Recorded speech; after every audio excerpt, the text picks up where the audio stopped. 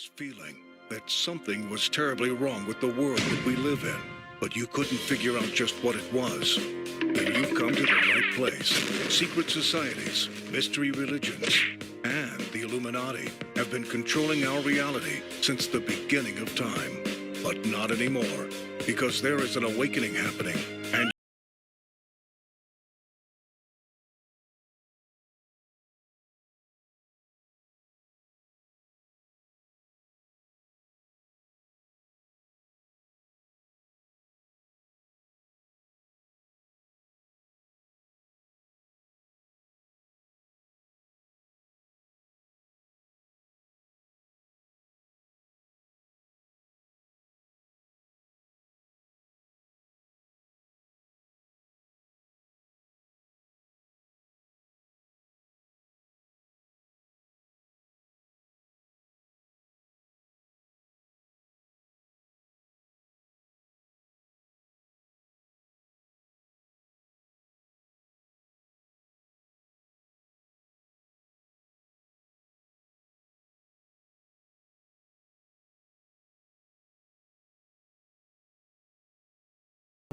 Without him, nothing was made that was made.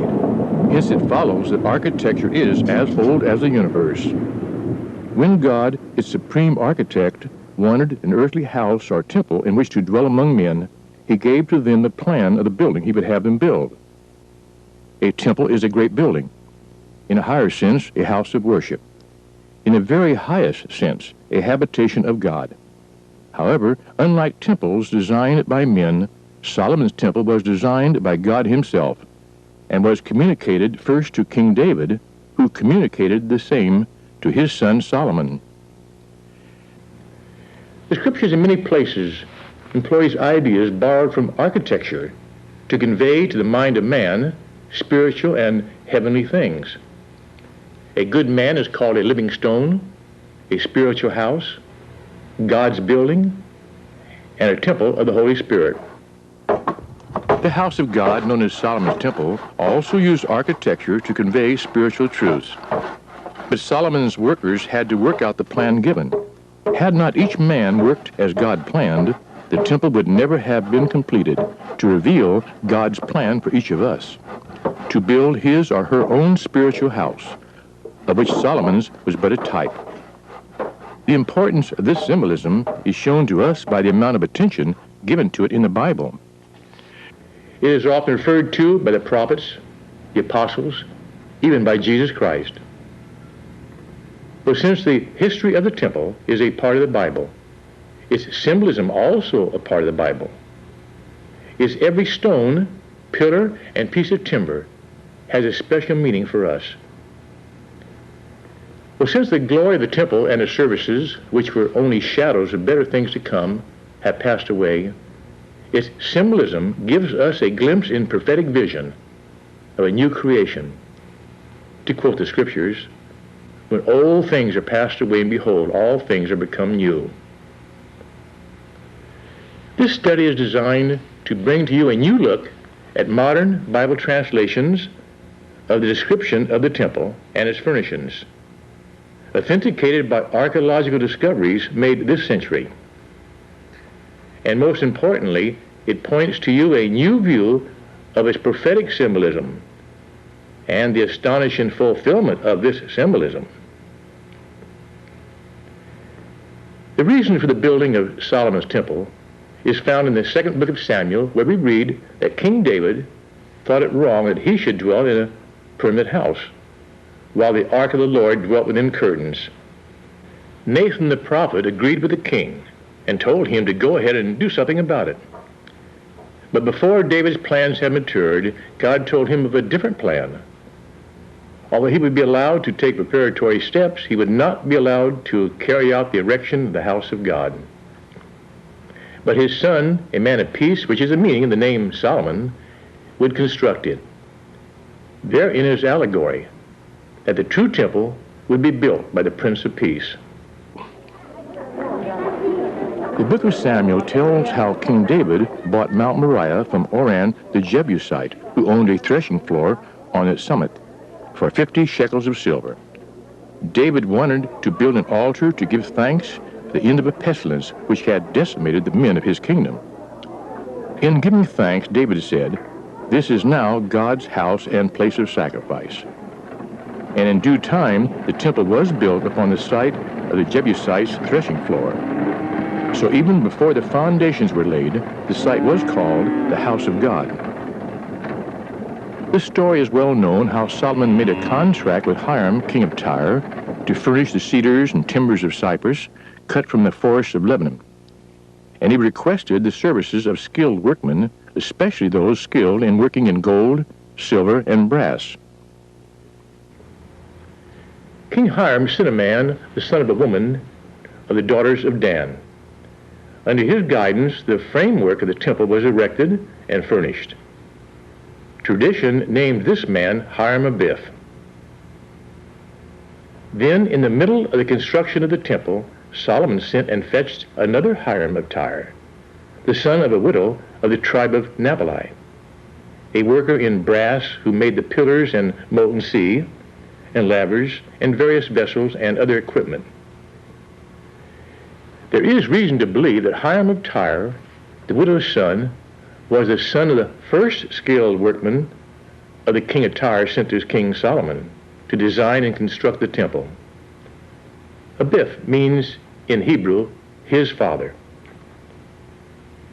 But it appears that Hiram Abiff disappeared mysteriously before the temple equipment was finished, and his son, the skilled worker in brass, completed the job. It is interesting to note that in Masonic tradition, a man associated with the building of Solomon's temple is killed before it is completed. This sarcophagus of King Hiram of Byblos was discovered in 1923. The Bible describes his workmen as master builders, and no doubt some of these were loaned to Solomon to assist in the building of the temple.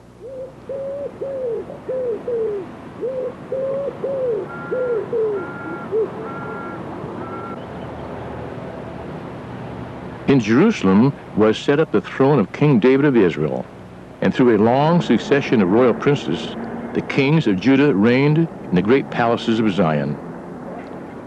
The ancient cities of King David and Herod lie in ruins many feet below the present street level, but the mountains still stand around Jerusalem, as they did when King David's throne was set up in Zion.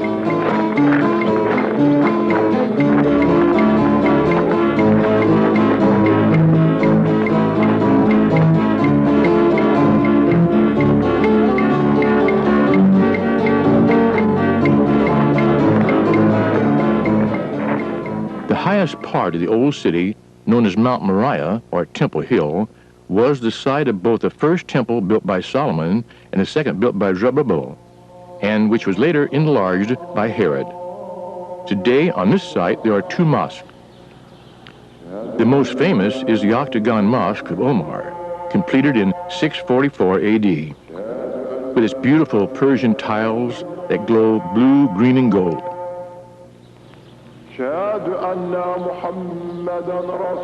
On account of its magnificent golden dome, it is also known as the Dome of the Rock. Muhammad visited Jerusalem, and the Muslim faith maintained that he ascended to heaven from the rock the mosque contains. This rock is the exposed top of the mountain where, according to tradition, Abraham prepared to sacrifice his son Isaac. The Bible relates the story.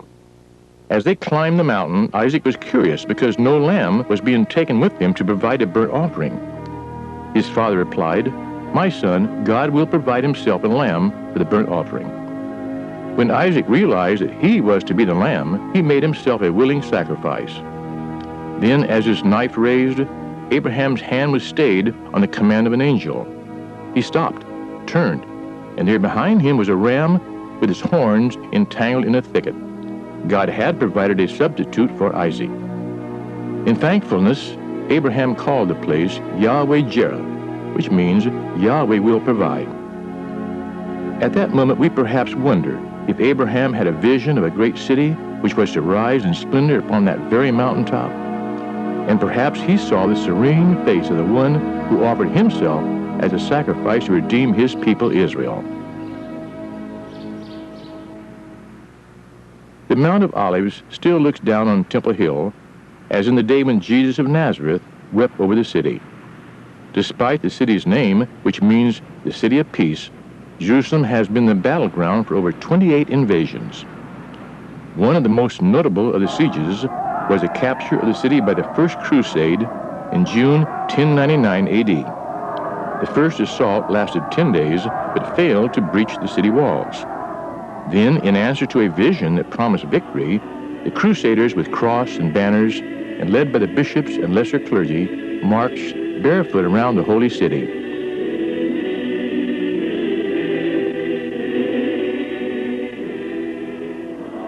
From timber cut from the surrounding forest, the Crusaders constructed castles on wheels, designed to be pushed up against the walls, from which attacks could be led.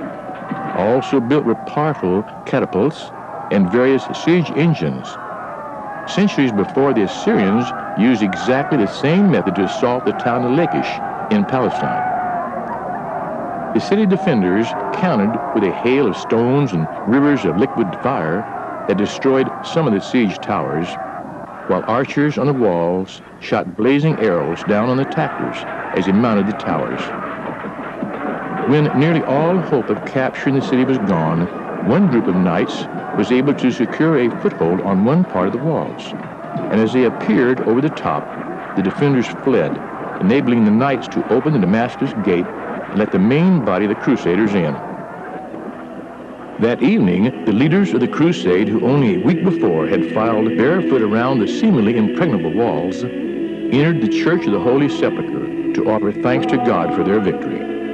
Their first act was to turn the Dome of the Rock into a Christian shrine, renaming it Templum Domini, or Temple of the Lord.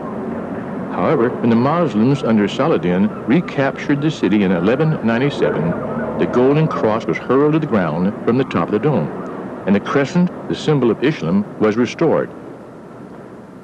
Much of the history of this ancient place is related to the Bible. This is how the city of David might have looked in about 1000 BC.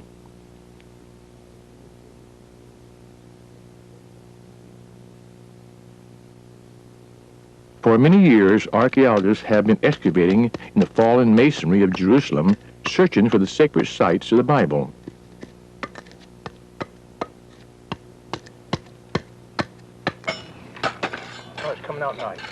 This broken jar handle was found with a seal impression in Hebrew lettering, Jerusalem, around a 5-pointed star, the seal of Solomon.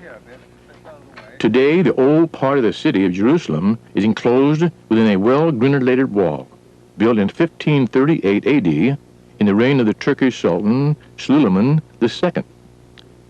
These walls circuit 2.5 miles around the city and are built of Jerusalem stone.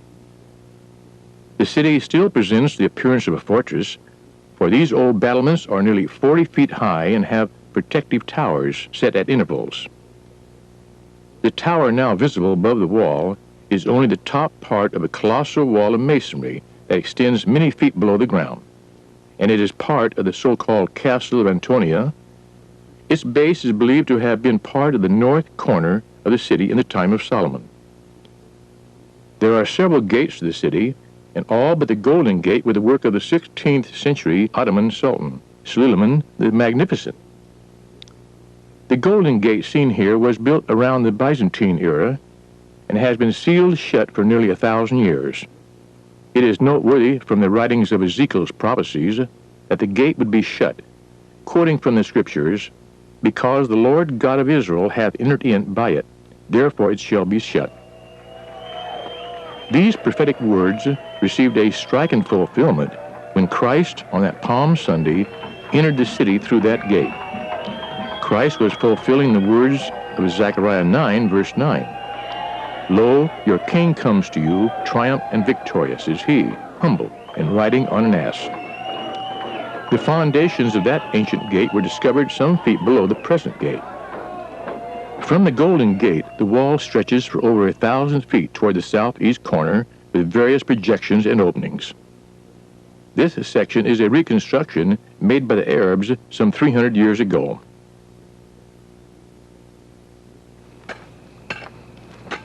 Excavations made by the base of the wall revealed blocks of masonry believed to be part of King Solomon's period.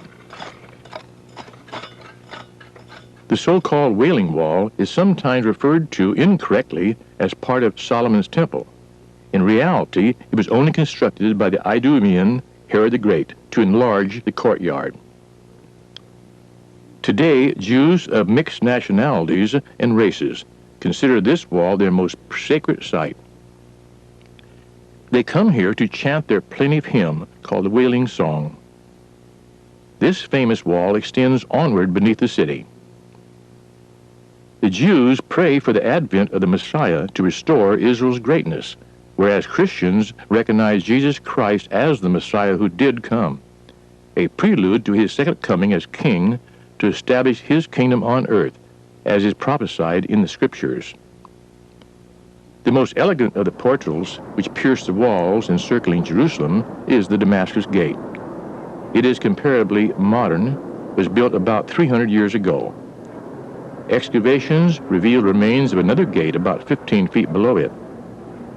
Possibly this gate might have been the one through which St. Paul set out on his tour of the persecuted Christians before his conversion to the faith of Christ. And through this gate, the brave crusader Tancred and his followers made their victorious entrance into the city of Jerusalem. Behind the Damascus Gate, there is a maze of narrow streets and dark arcades, a jumble of stone houses and sites, holy to the three major religions, Christianity, Judaism, and Islam.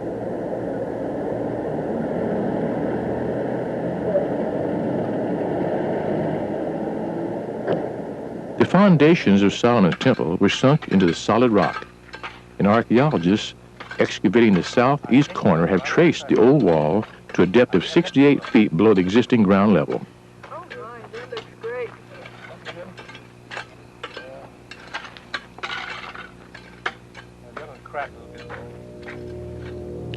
Solomon, who was probably at the laying of the foundation stones of the new temple, expresses the symbolism of the foundation when he wrote this in the book of Psalms: "The righteous is an everlasting foundation."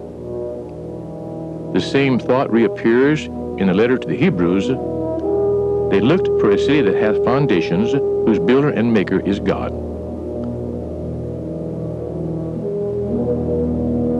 Well, since God is truth, it follows that the solid rock upon which Solomon's temple was built symbolizes the truth upon which a man builds his own spiritual house, the true temple of God. These standing walls are of several rebuildings from Herod's time as far up as the 15th century A.D. Recent excavations have exposed lower and earlier courses. Some stones measure about 4 feet high and over 14 feet in length and weigh many tons. On these stones were found many mason marks in Phoenician lettering, together with several specialist markings. At the southeast corner of the city, the walls tower 77 feet above ground level, and their foundations 79 feet below the ground level, making the masonry 156 feet from top to bottom. This lower level masonry is Herodian. The stone for Solomon's buildings came from quarries beneath the city. One of these royal quarries was discovered in 1854, and this small opening is the entrance near the Damascus Gate. The main cavern is nearly 750 feet in depth and more than 3,000 feet in circumference. Columns left by the quarrymen to support the roof still exist. Traces of the techniques used by the workers are evident. They made long incisions in the rock into which wooden wedges were hammered. Water was then poured over the dry wedges, which then swelled, cracking the rocks along the incisions, a procedure still used in modern quarries. Several massive blocks, partially cut, still show the marks of the picks and chisels, and are so clear and fresh that one could easily imagine King Hiram's quarrymen had just downed tools for their midday lunch break. Large blocks lie as they were left by the workers, and just outside the quarry, stone chippings were found piled to a great depth, suggesting that the major building stones were dressed here by the masons before leaving the quarry. The Bible says, And the house, when it was in building, was built of stones made ready before they were brought thither. And continue the quote, so that there was neither hammer, nor axe, nor any tool of iron heard in the house, while it was in building. There have been many reproductions of the Bible's most famous building. These are the ideas of some of the artists. However, it must be pointed out that there is no biblical justification for these elaborate structures. This is the Howland Garber model of the temple to scale, and is a closer approach to the original structure than any other model yet produced. This is the northeast aspect. Basically, the temple was a simple house of 2 rooms arranged lengthways, with a roofed porch which protected the entrance. According to the Book of Kings, the temple took about 7.5 years to complete. The Temple of Solomon preserved and enhanced much of the symbolism found in his predecessor, the tabernacle in the wilderness. On comparing the tabernacle described by the historian Josephus and the temple described in the scriptures, we see that all the arrangements in the temple are identical. But there's one difference. All the temple dimensions are exactly double those of the wilderness tabernacle.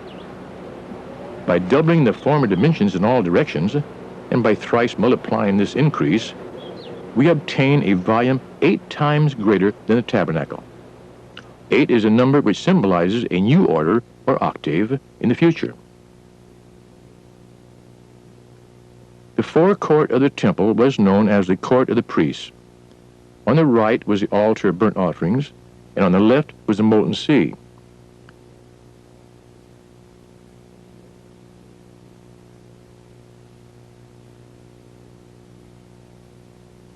The approach to the porch was by broad stairway and was used only by the priests carrying daily supplies into the temple. The open doorway into the temple was immense. It was about 15 feet wide and over 30 feet high. This great height was necessary to accommodate the 2 huge giant cherubim, as well as the prefabricated flooring and roof pallets, when raised on edge and moved into place inside the temple. Just outside and on each side of the doorway were 2 tall pillars about 27 feet high and 6 feet in diameter. Solomon named them Jotkin and Boaz. Although masonry has applied symbolism to them, the exact meaning of these names have been lost. Some scholars have suggested that they were keywords in some kind of a cryptogram invoking the blessings of God upon King David's dynasty. They were closer than they knew.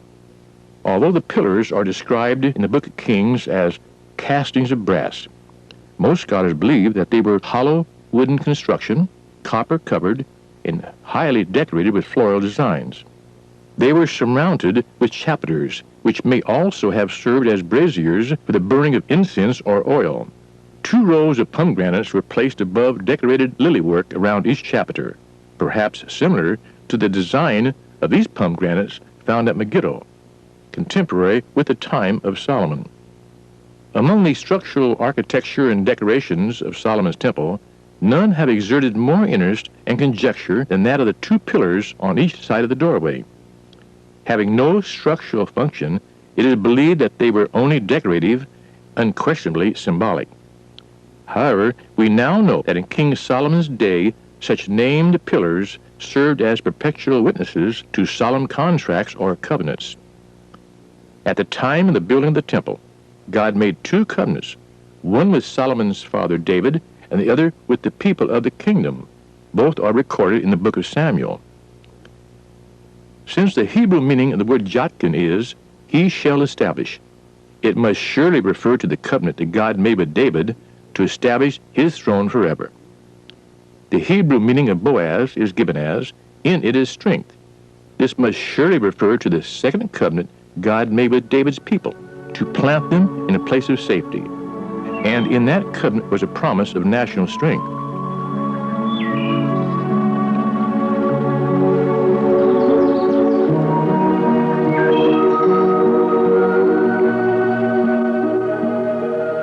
This great brass bowl held up by 12 brass oxen is known as the molten sea. In the book of Kings, it is described as being 10 cubits in diameter and 5 cubits high.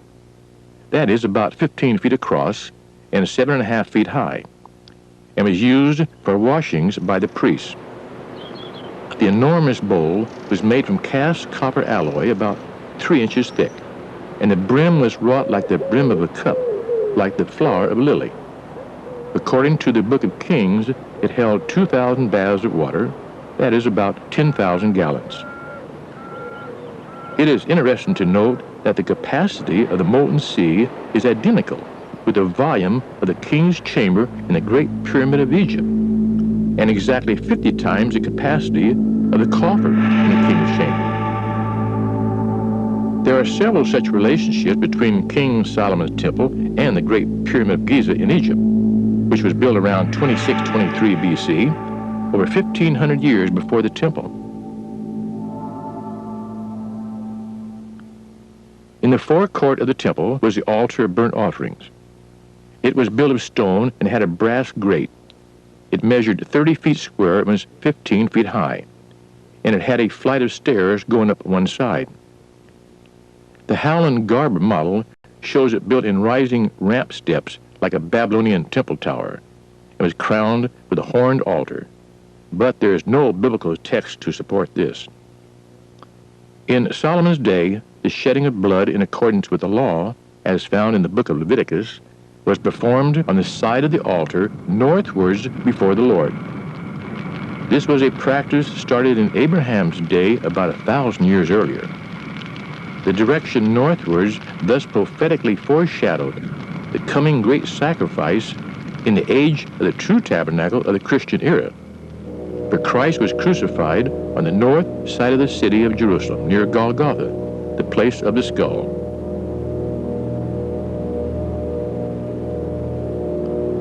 The site is still recognized by its spectacular rock formation, the caves in the rock suggesting eyeless sockets in his skull.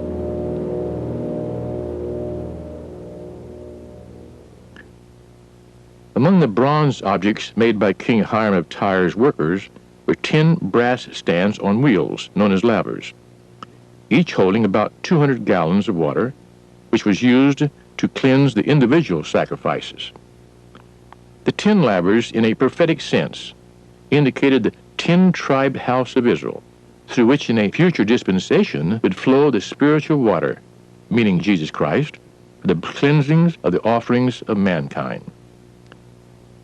Round about the temple were constructed side chambers consisting of 3 floors divided into rooms or cells.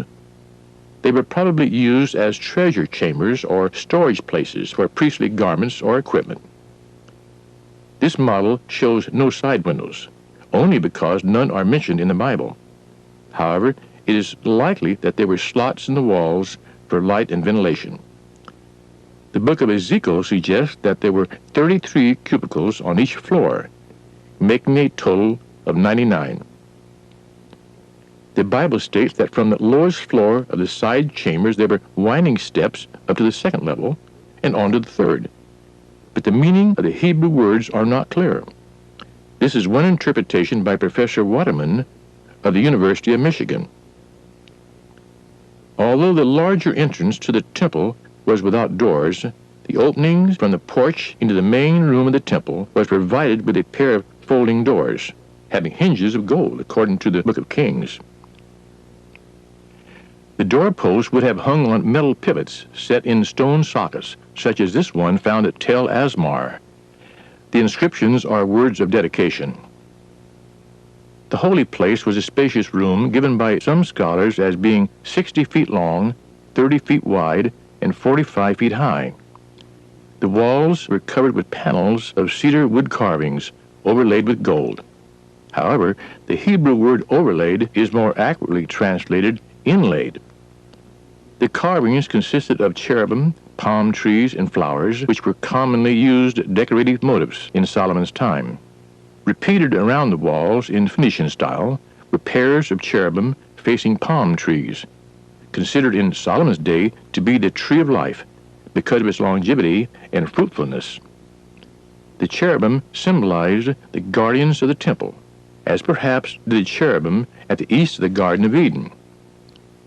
The cherubim portrayed in the model were copied from this bas-relief found in the excavations of ancient Byblos.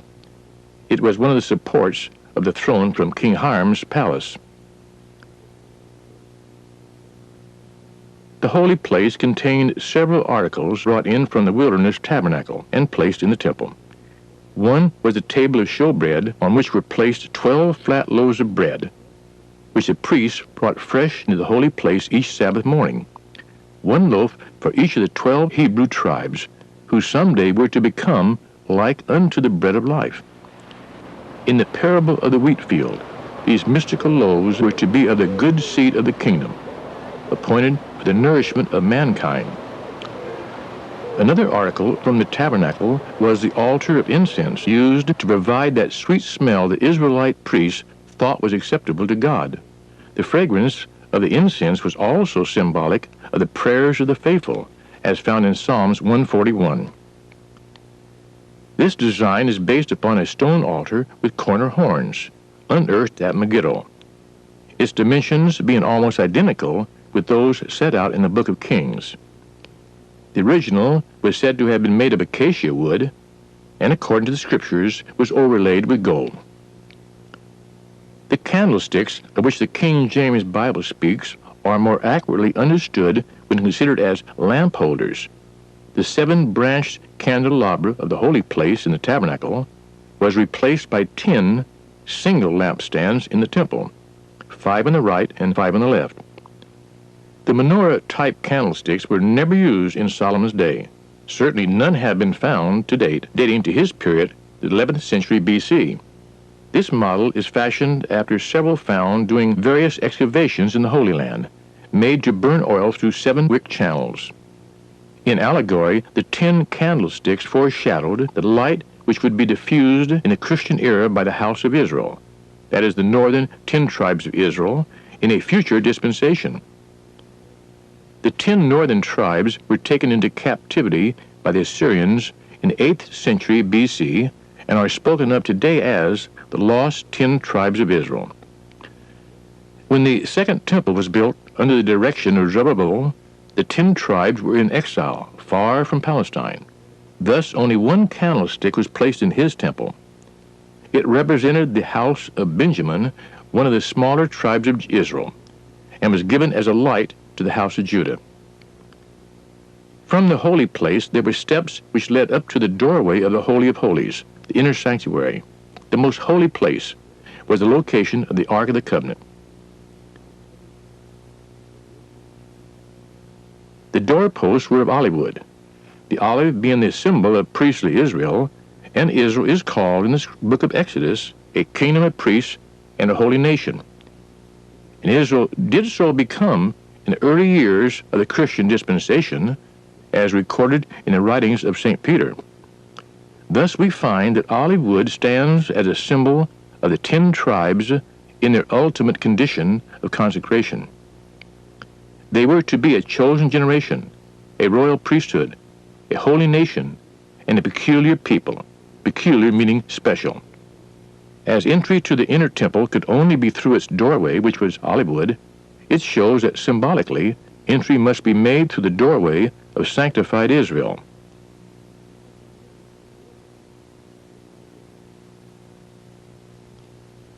There are biblical grounds to believe that from the holy place there was a raised vestibule or porch at the top of the stairs before entering the Holy of Holies.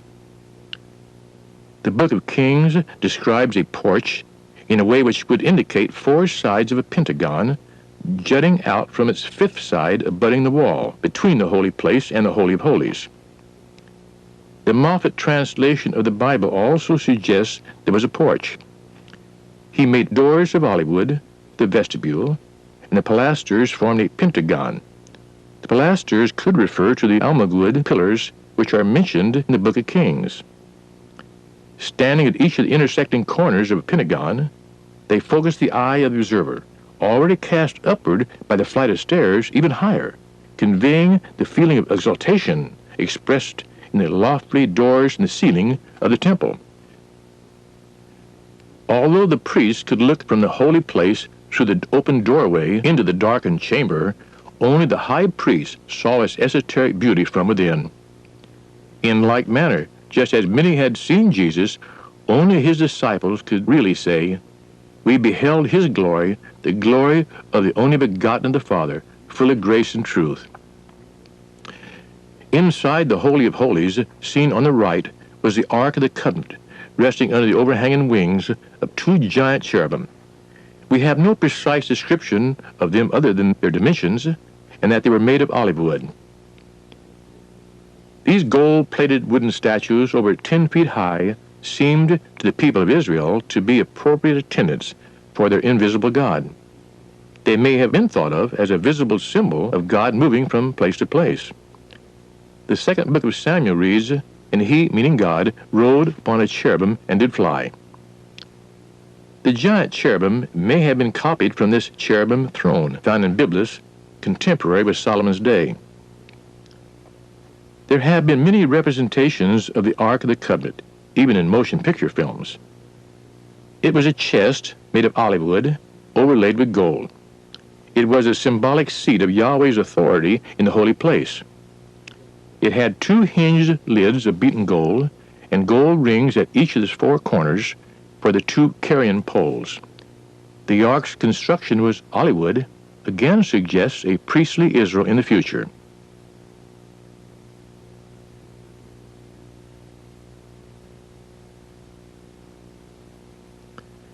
My design follows more closely the biblical description of the ark. The lid, or top surfaces of the ark, came to be referred to as the mercy seat. It was annually sprinkled with the blood of a goat and a bullock, according to the book of Leviticus. The interpretation of this act by the high priest is recorded in St. Paul's letter to the Hebrews in its 9th chapter. But Christ, being become a high priest of good things to come, by a greater and more perfect tabernacle, not made with hands, that is to say, not of this building, neither by the blood of goats and calves, by his own blood he entered in once into the holy place, having obtained eternal redemption for us. Thus, by using symbols to represent those who are the nearest and the furthest from God, priests by the bullocks and heathen by the goats, the temple ritual foreshadowed that on behalf of all mankind, Christ entered once and for all time into the presence of the throne of God to effect our atonement.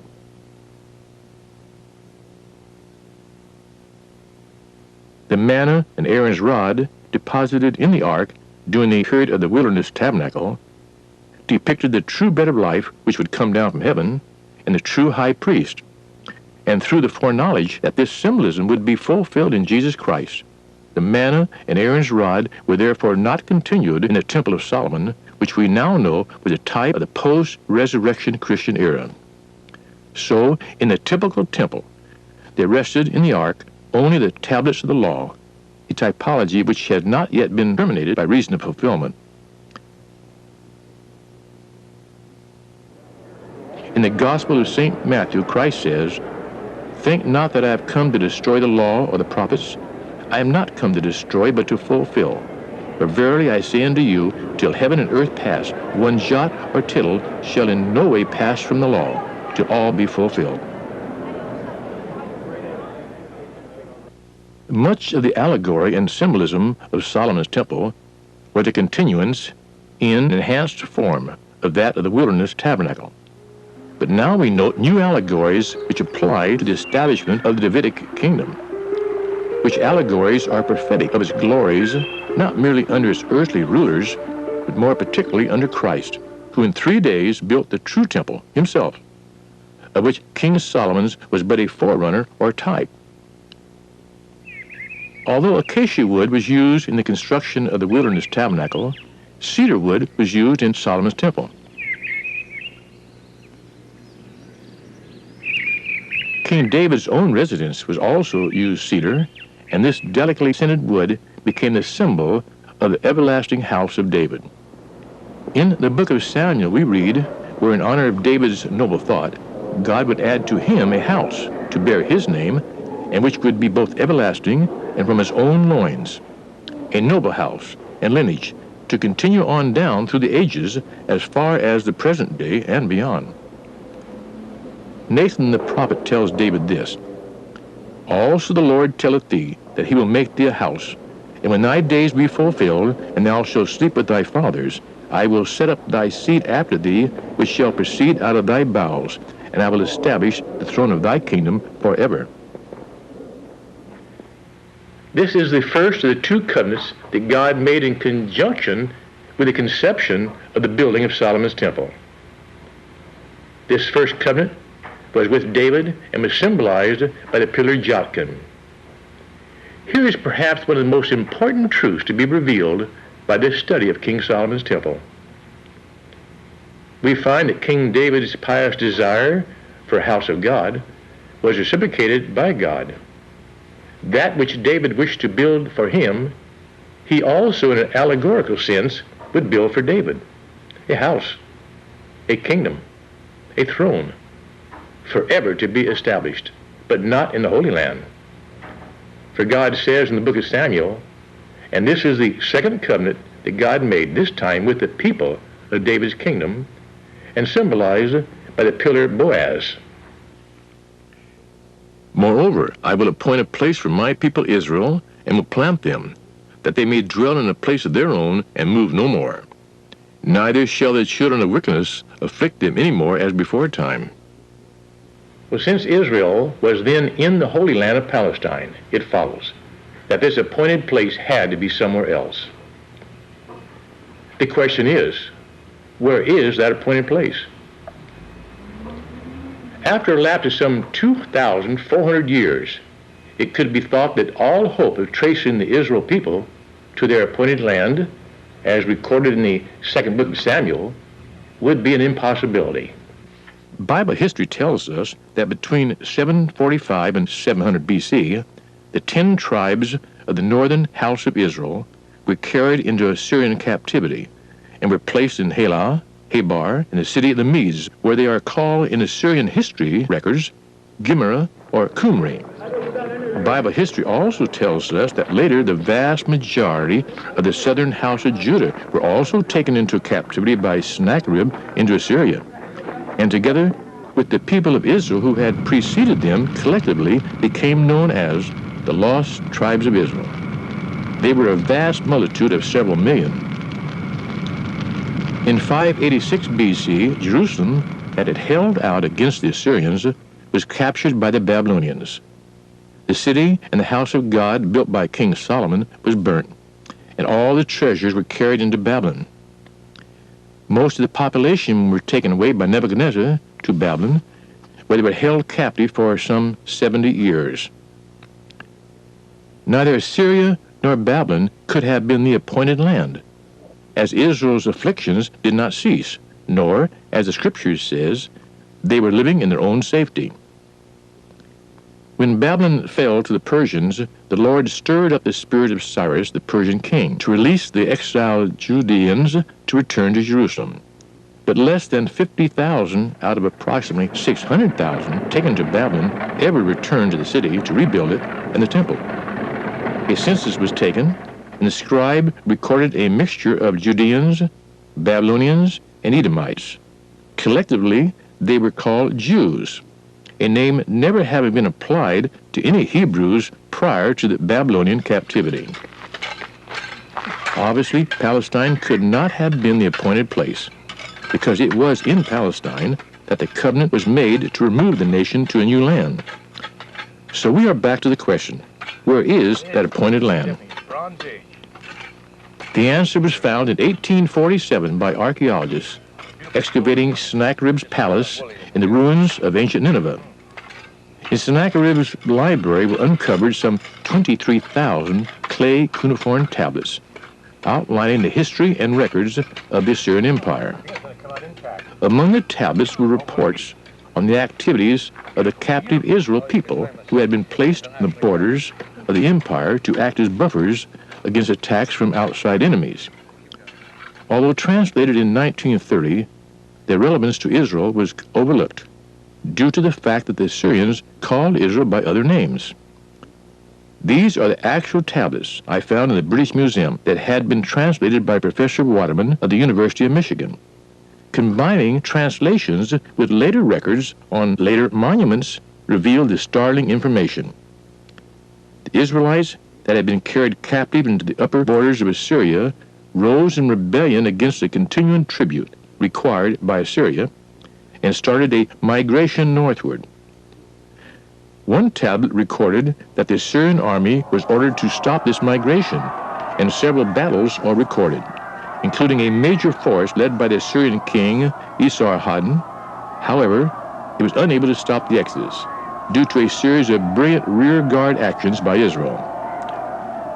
Even the Caucasus Mountains, a formidable barrier to Israel's migrations northwest, failed to stop the flow as they poured through the Dariel Pass, called to this day the Pass of Israel, a name that has puzzled scholars for centuries.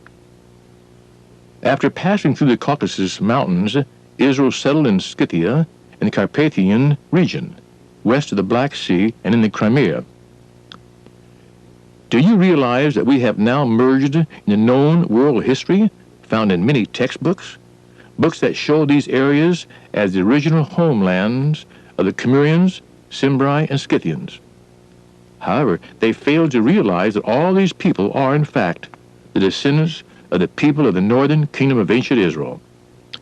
Textbooks erroneously indicate that the so-called lost tribes of Israel had all been absorbed or amalgamated with the people of Assyria and Media. Modern textbooks trace these Cimmerians and Scythians west to become Normans, Saxons, Danes, Gauls, Goths, and Vikings, just to name a few. Many nationalities, but one race of people. The Cimmerians, later known as Celts, became the bedrock of the British nation, later to accept an infusion of the Normans, Anglo-Saxons, Scandinavians, and kindred people. Archaeology has thus solved two great mysteries: the fate of the countless thousands of Israelites from both the northern house of Israel and the southern house of Judah, who disappeared into Assyria and Media. And where did the vast number of Scythian and Cimmerians, who became Anglo-Saxon, Celtic, and Scandinavian people, come from that suddenly appeared north and west of the Caucasus Mountains, all at the same time in history? The answer is simple. They were one and the same people. And God fulfilled his covenant with King David, symbolized by the pillar Boaz in Solomon's temple, as the people of David's kingdom migrated over the centuries into Western Europe and the coastlands and islands of Britain, where they became a multitude of nations with a new name, a new language, with all trace of their ancient ancestry forgotten. All this was foretold by God through the prophets of Israel in the books of the Old Testament. From these dispersed nations of Israel, God gathered people for a special purpose, to fulfill Israel's responsibilities and destiny. Led by our pilgrim fathers, they risked life and limb to cross the ocean for the glory of God and advancement of the Christian faith. In their little ship, the Mayflower, they sailed across the broad Atlantic to plant the first colony in the wilderness of America at Plymouth.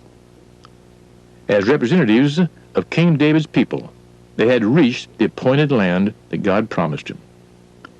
Instinctively, the Pilgrim Fathers recognized a covenant relationship with God and expressed this thought in calling themselves God's new Israel and the seed of Abraham. They were unknowingly fulfilling God's promise to Abraham. Look now toward heaven and tell the stars, if thou be able to number them, so shall thy seed be. God also fulfilled his covenant with David, symbolized by the pillar Jotkin, that David's throne would continue as long as the sun, moon, and stars continue in the heavens. David's throne has moved several times over the centuries, and today is found in Westminster Abbey in London, where Queen Elizabeth II was crowned on June 2nd, 1953, seated upon the coronation chair that houses the stone known as Jacob's Pillar, a stone which has been traced from Jerusalem to Egypt, into Ireland, Scotland, and to England, although in 1997 the stone was returned to Scotland. Her Majesty Queen Elizabeth II, who had a long line of Irish and Scottish ancestors, is a direct descendant of King David of Israel. The dedication of Solomon's temple was held during the Feast of Tabernacles, and the first act of the dedication was to bring the Ark of the Covenant from its resting place on Mount Ophel to the temple. With the blowing of silver horns by the priests, King Solomon himself led the procession, followed by the national representatives and the priests. Then came the Levites, carrying the sacred burden of the ark and all the holy vessels. This ivory pomegranate scepter head found in Jerusalem may have been in that actual procession. It is the only known artifact existing from Solomon's temple. Its inscription reads, "Belonging to the house of Yahweh and holy to the priests." It is interesting to note that Solomon gave explicit instructions to the people regarding their prayers to God. When they prayed in time of famine or pestilence and in time of war, they were to pray toward this place, that is, toward Jerusalem.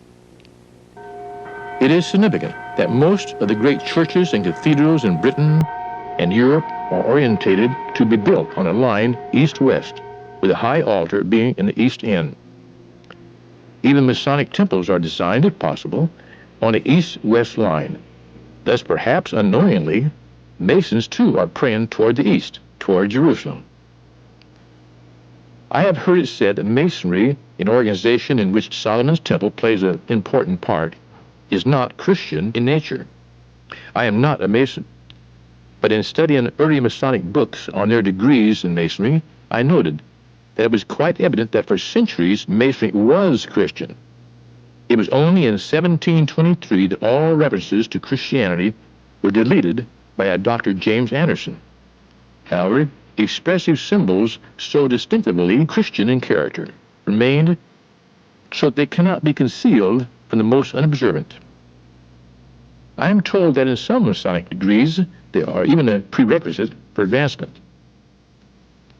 I have also read that the aim of Masonry is to raise one up to the morality of the Bible. And if this is true, then I can reply, if Christianity is rejected from Masonry, then the morality of the Bible is unattainable. I also maintain that the Christian symbolism found in King Solomon's temple is the same as found in the Old and New Testaments.